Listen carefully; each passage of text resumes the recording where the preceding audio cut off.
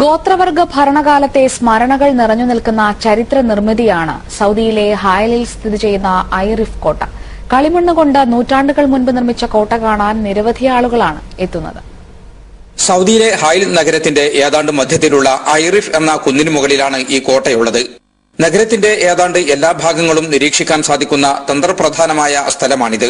ഹിജ്റ 11ാം നൂറ്റാണ്ടിന്റെ അവസാനത്തിൽ അന്ന് ഹായിൽ ഭരിച്ചിരുന്ന അൽ ആൻഡി ഗോത്രമാണ് ഐറിഫ് കോട്ട നിർമ്മിച്ചത്. ശത്രുക്കളുടെ നീക്കങ്ങൾ ദൂരെ നിന്ന് തന്നെ തിരിച്ചറിയാനും അവരെ നേരിടാനും പാകത്തിൽ എല്ലാ സംവിധാനങ്ങളുടെയുമാണ് കോട്ടയുടെ നിർമ്മാണം. കളിമണ്ണ് കൊണ്ട് നിർമ്മിച്ച കോട്ടയുടെ ചുറ്റുഭാഗത്തുള്ള ദ്വാരങ്ങളിലൂടെ നഗരത്തിലെ നീക്കങ്ങൾ വ്യക്തമായി കാണാം.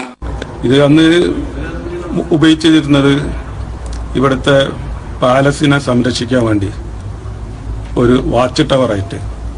ഇവിടെ പട്ടാളക്കാർ സ്ഥിരമായിട്ട് ഇതിന്റെ മുകളിലുള്ള ഈ വാച്ച് ടവറിന്റെ ഏറ്റവും ടോപ്പിലുള്ള ഭാഗത്ത് അവര് സ്ഥിരമായിട്ട് പീരങ്കിയും മറ്റുമായിട്ട് ഇരിക്കുകയായിരുന്നു. താമസിക്കാനും പ്രാർത്ഥിക്കാനുമുള്ള മുറികളും വിശാലമായ നടുമുറ്റവും പ്രാഥമിക കർമ്മങ്ങൾക്കുള്ള സൗകര്യവുമെല്ലാം കോട്ടയിലുണ്ട്.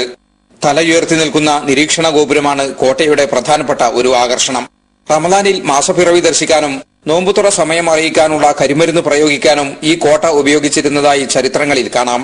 12ാം നൂറ്റാണ്ട് വരെ ഈ കോട്ട പുതുക്കി പണിത് പല ഭരണാധികാരികളും ഉപയോഗിച്ചു. പ്രവേശന കവാടത്തിനടുത്തുള്ള സൗദി പുരാവസ്തു വിഭാഗത്തിന്റെ ഓഫീസിൽ നിന്നും അനുമതി ലഭിച്ചാൽ ആർക്കും കോട്ട സന്ദർശിക്കാം.